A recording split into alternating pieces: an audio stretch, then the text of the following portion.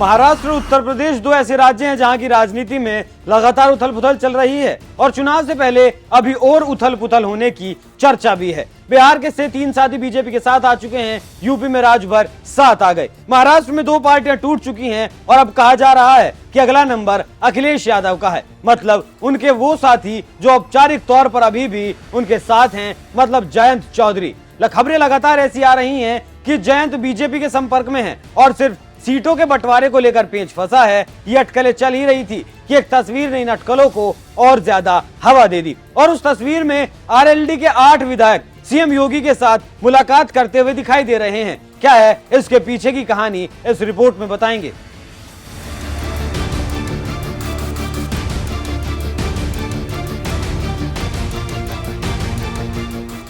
नमस्कार, NMF news देख रहे हैं आप। मैं हूं आपके साथ अभिषेक कुंडी। पिछले दिनों गृह मंत्री अमित शाह ने कहा था कि जयंत चौधरी के लिए बीजेपी के दरवाजे हमेशा खुले हैं और उसके बाद दिल्ली सर्विस बिल पर जयंत चौधरी की गैर मौजूदगी इस बात को और ज्यादा संदेह के घेरे में डाल देती है। तो जो घटनाएं आजकल घट रही हैं, उन्हें देखते हुए ऐसा कहा जा सकता है कि जयंत बीजेपी के साथ जा सकते हैं। एक दिन पहले जयंत के विधायकों ने सीएम योगी से जैसे ही मुलाकात की तो चर्चाओं का बाजार एक बार फिर से गर्मा गया और कहा जाने लगा कि जयंत और बीजेपी के बीच कुछ ना कुछ खिचड़ी तो जरूर पक रही है। लेकिन आधिकारिक तौर पर आरएलडी की तरफ से जो बताया गया वो गन्ना पेमेंट और बाढ़ पीड़ित किसानों के लिए राहत देने के लिए सीएम से मुलाकात के लिए गए हैं। ये मुलाकात सियासी नहीं है, बल्कि शुद्ध रूप से किसानों के हित की मांग को लेकर की गई थी। पार्टी की तरफ से भले ही कुछ भी कहा जा रहा हो, लेकिन राजनीतिक गलियारों में खबरें ऐसी ही हैं कि जयंत चौधरी बीजेपी का दामन थाम सकते हैं। लेकिन योगी आदित्यनाथ के साथ मुलाकात की तस्वीरें बाहर आने के साथ ही चर्चाओं का बाजार एक बार फिर गर्मा गया। इन कयासों के पीछे कुछ ठोस वजह भी हैं, क्योंकि इससे पहले दिल्ली सर्विस बिल पर जयंत चौधरी की गैर मौजूदगी का पता चलते ही भाजपा नेताओं की बातें खिल गई थी। योगी सरकार के मंत्री जेपीएस राठौर ने कहा था कि अब जयंत चौधरी को सूट सिलने की तैयारी कर लेनी चाहिए, यानी वो केंद्रीय मंत्रिमंडल में शामिल होने के लिए तैयार हो जाएं।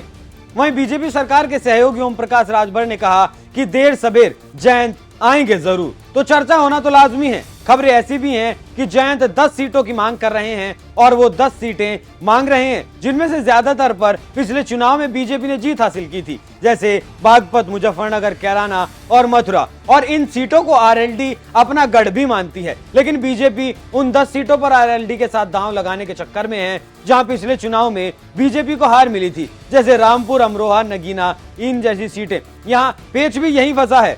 जयंत चौधरी चाहते हैं कि उनके मन मुताबिक सीटें दी जाएं, लेकिन बीजेपी चाहती है कि वो अपने मन मुताबिक जयंत को सीट दे। इन सीटों पर रालोद के लिए चुनौती ज्यादा बड़ी है, इसलिए आरएलडी बीजेपी की दी हुई सीटों पर चुनाव नहीं लड़ने के लिए तैयार नहीं है और आरएलडी वहीं जाना चाहती है। इसके अलावा कुछ सीटों पर रालोद के उम्मीदवार को बीजेपी अपने कमल के निशान पर भी चुनाव लड़वा सकती है, ऐसी भी खबरें चल रही हैं। इतना ही नहीं, रालोद को एनडीए का हिस्सा बनने का ऑफर के साथ साथ बीजेपी में विलय का ऑफर भी दिया गया है। मतलब या तो वो एनडीए का घटक दल बन जाएं या फिर वो अपनी पार्टी का विलय पूरी तरीके से बीजेपी में कर ले। जैसे भी पिछले दिनों शिवपाल सिंह यादव ने अपनी पार्टी प्रसपा का विलय समाजवादी पार्टी में किया था, ठीक वैसा ही जयंत चौधरी को भी ऑफर दिया गया है। इन सभी अटकलों के साथ साथ अटकलें ये भी हैं कि बीजेपी ने अपने केंद्रीय मंत्रिमंडल में जयंत के लिए जगह खाली छोड़ी हुई है, क्योंकि अभी बातचीत किसी दौर में नहीं पहुंची है और इसी लंबित बातचीत के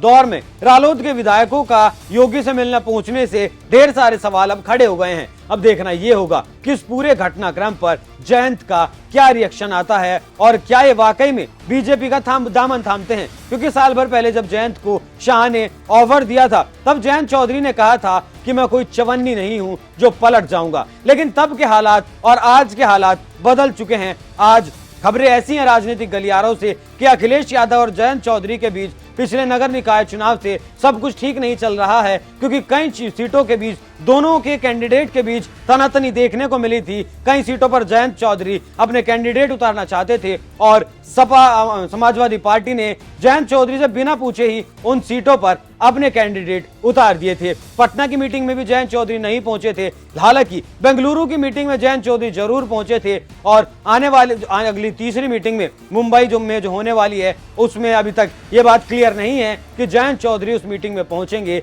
या नहीं। लेकिन जो जयंत चौधरी के विधायकों ने सीएम योगी आदित्यनाथ से मुलाकात की है, उसके बाद सियासी समीकरण अब बदलने लगे हैं, सियासी माहौल बदलने लगा है, सियासी गलियारों में अलग अलग तरह की खबरें चलने लगी हैं। लेकिन देखना दिलचस्प होगा क्या जयंत चौधरी बीजेपी के साथ आते हैं और एनडीए का घटक दल बनते हैं। आप इस खबर पर क्या राय रखते हैं? अपनी राय हमें कमेंट कर जरूर बताएं। नमस्कार।